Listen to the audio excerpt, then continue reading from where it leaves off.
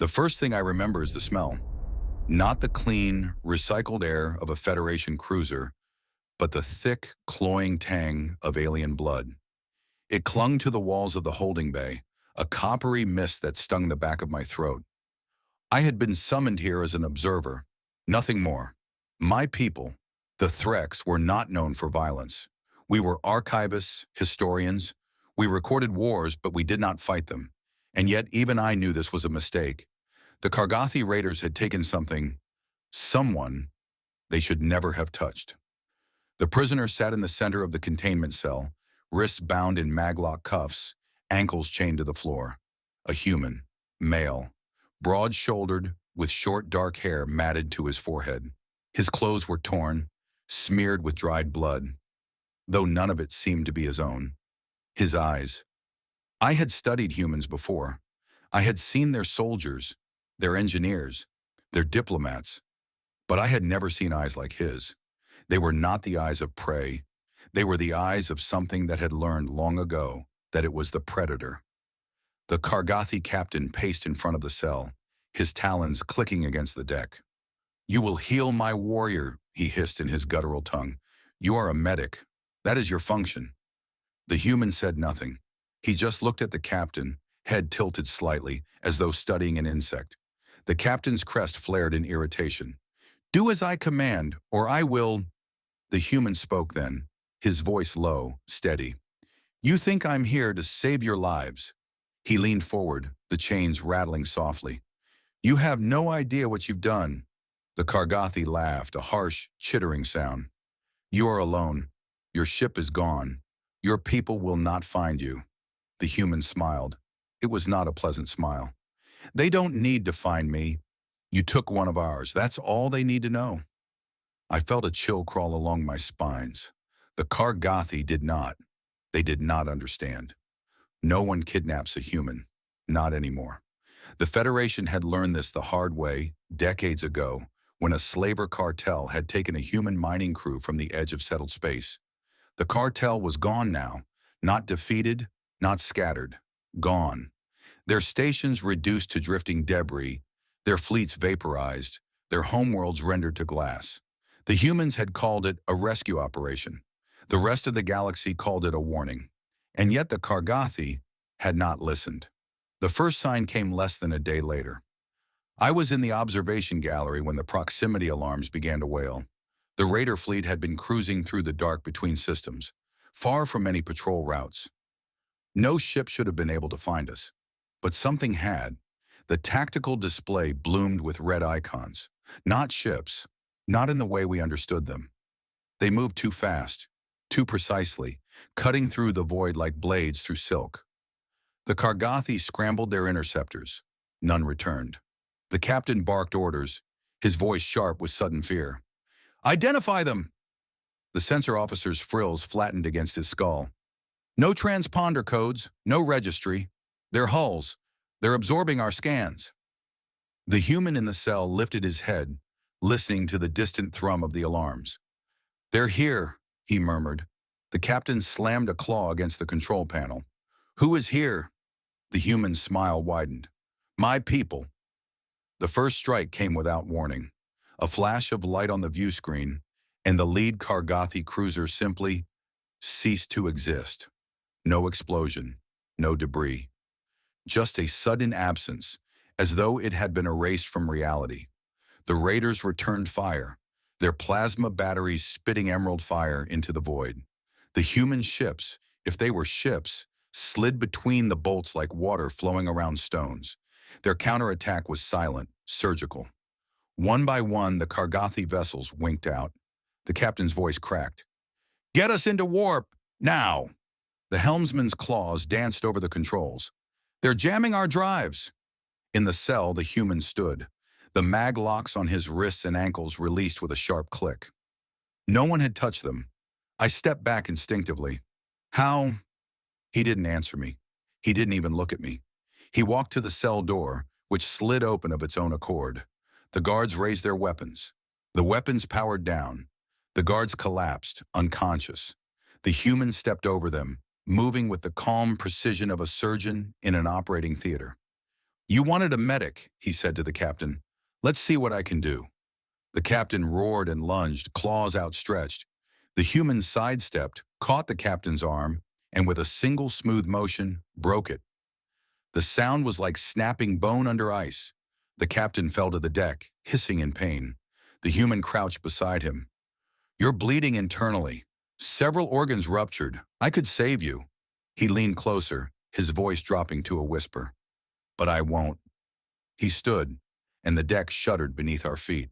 The lights flickered. Somewhere deep in the ship, metal screamed as something tore through the hull. Through the viewport, I saw them at last. Not ships, not in the way we built them. They were shapes of black and silver, shifting and flowing as though alive. No visible weapons, no engine flares, just an endless, predatory grace. They moved like thoughts, like instincts, like the inevitability of a closing fist. One of them slid alongside our vessel, and for a moment I thought I saw faces in its surface. Human faces. Watching, measuring, deciding. The human turned to me. "You're not Kargathi. You don't belong here." I swallowed hard. "No, I was observing." He studied me for a long moment, then nodded. "Stay close." The hull peeled open with a sound like tearing cloth, and the black-silver shape reached inside. Not physically, more like space itself bent to its will. The human stepped into the distortion, and I, against every instinct, followed. The world twisted. For a heartbeat, I was nowhere. Then I was standing on a deck of smooth, seamless metal, under a sky of stars that could not possibly be inside a ship. The air was warm, carrying the faint scent of ozone, and something else. Something alive. Humans moved around us, their eyes flicking to me with brief, assessing glances. They wore no armor, no visible weapons, yet every movement radiated the quiet certainty of those who had nothing to fear. The human who had been taken turned to one of them, a woman with hair the color of burnished copper. "Target secured, raiders neutralized." She nodded once. "Good, debrief in 10. Her gaze shifted to me. "You're coming with us." I hesitated. "Why?" "I'm not your enemy." "That's why," she said simply. I looked back through the distortion. The Kargathi ship was breaking apart, its pieces drifting into the void. No escape pods, no survivors. "You could have taken prisoners," I said quietly. The copper-haired woman's eyes were as cold as the space between stars. "We did. One. You." I realized then that I was not here because they trusted me. I was here because they wanted me to see. They wanted me to remember. The human medic, no, the human operative, walked past me, his expression unreadable. "You asked me to heal your warriors," he had told the Kargathi captain. And in a way, he had. He had healed the wound the raiders had made in humanity's pride. As the distortion closed and the last of the Kargathi ship vanished from sight, I understood the truth the galaxy still tried to ignore. Humans were not just another species in the Federation. They were not simply soldiers or diplomats or explorers. They were the thing you prayed would never come for you. And if they did, it was already too late. The journey back was silent. No one spoke to me, but I could feel their presence, like the pressure of deep water all around. The ship, if it was a ship, moved without sound or vibration, slipping between stars as easily as a shadow crossing a wall. When we arrived in human space, they released me. No threats, no demands. Just a single parting sentence from the copper-haired woman. "Tell them what you saw." I returned to my people. I told them everything. Some did not believe me. They said no species could wield such power, move with such precision, destroy with such mercy. But I had seen the eyes of the human they had taken. I had seen the shapes in the void, the way they moved, the way they chose who lived and who died. And I knew mercy had nothing to do with it. I thought my part in the story was over. I thought I would return to my archives, record the events, and let the galaxy decide whether to believe me. I was wrong. 3 cycles after my return, the Federation summoned me to an emergency convocation. Representatives from over 40 species filled the great chamber, their voices a low, uneasy murmur. The Kargathi were absent. Their systems were dark, their world silent. No one had heard from them since the incident.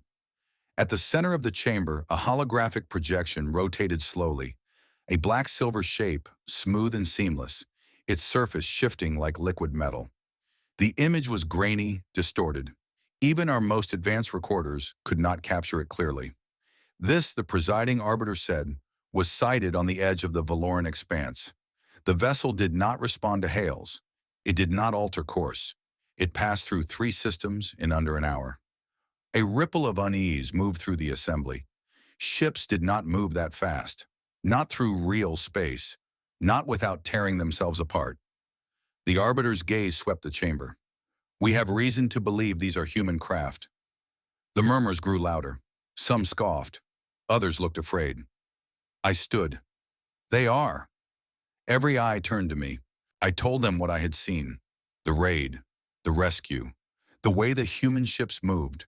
The way they erased the Kargathi fleet without a trace. I told them about the faces in the hulls.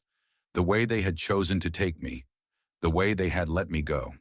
When I finished, the chamber was silent. A Zyran delegate, her translucent skin shimmering with agitation, spoke first. If what you say is true, then humanity has evolved. This is not the technology they shared with the Federation. They didn't share it, I said. They never will. A Dravathi warlord leaned forward, his tusks catching the light. Then they are a threat. We should strike before they grow stronger. I laughed. I couldn't help it. Strike? Against them? You don't understand. The Kargathi were predators. They thought they were strong. They're gone. Not defeated. Not scattered. Gone. You can't strike something that can erase you before you even know it's there. The warlord bristled. Then what do you suggest, that we kneel? No, I said softly. I suggest you don't give them a reason to notice you. The arbiter silenced the chamber with a gesture. We will deliberate. You are dismissed. I left the convocation knowing they would not listen. The Federation had always believed in balance, in the idea that no single species could dominate the others. They would see humanity's ascension as a threat to that balance, and they would be fools for it. It was another cycle before I saw them again. I was aboard a Threx research vessel cataloging stellar anomalies in the Orden Rift when the sensors picked up a distress signal. It was faint, intermittent, almost lost in the static of the Rift's magnetic storms. We followed it to its source, a battered Federation frigate, its hull scorched, its engines dead. We hailed them. No response. The captain ordered a boarding party. I went with them. The corridors were dark, lit only by the flicker of failing emergency lights. The air was thick with the smell of burnt metal and something else, something like scorched meat. We found the crew in the mess hall, or what was left of them. They hadn't died in battle. They had been executed, cleanly, efficiently. On the wall, burned into the metal, was a single word in human script: stop. My spines prickled. This was not the work of raiders. This was a warning. We returned to our ship and sent a report to the Federation. They dismissed it as an isolated incident. Pirates, they said, nothing more. But I knew better. The truth came to me in fragments, whispers carried by traders and smugglers, rumors traded in shadowed ports. A mining colony on the edge of the Perseus Arm, found abandoned, every system shut down, every record erased. A mercenary fleet hired to attack a human outpost, vanishing without a trace. A planetary governor who had ordered the arrest of a human diplomat, found dead in his private chambers, his guards untouched. The pattern was clear. The humans were drawing lines, quietly, precisely, and those who crossed them ceased to exist. It was in the ruins of Vikar Station that I finally understood the scale of it. Vikar had been a hub for black market trade, a place where slavers, smugglers, and mercenaries mingled freely. It had also been a place where humans were rare and unwelcome. When I arrived, the station was gone. Not destroyed, not even damaged. Gone. The asteroid it had been built into was still there, but the structures, the docks, the habitation rings, everything had been erased. The rock was smooth as though it had never been touched. A single beacon floated in the void, broadcasting on all frequencies. It was a human voice. Calm, steady. This is what happens when you take one of ours. I have seen wars. I have seen planets burn, fleets shatter, civilizations fall. But I have never seen anything like this. The humans do not conquer. They do not occupy. They do not demand tribute. They simply remove the problem. And they do it with the precision of a surgeon cutting out a tumor. I do not know how far they have ascended or what they have become. I do not know if the black silver shapes are ships or living things or something in between. I only know this. If you are wise, you will never give them a reason to come for you. Because if they do, you will not see them coming, and you will not see them leave.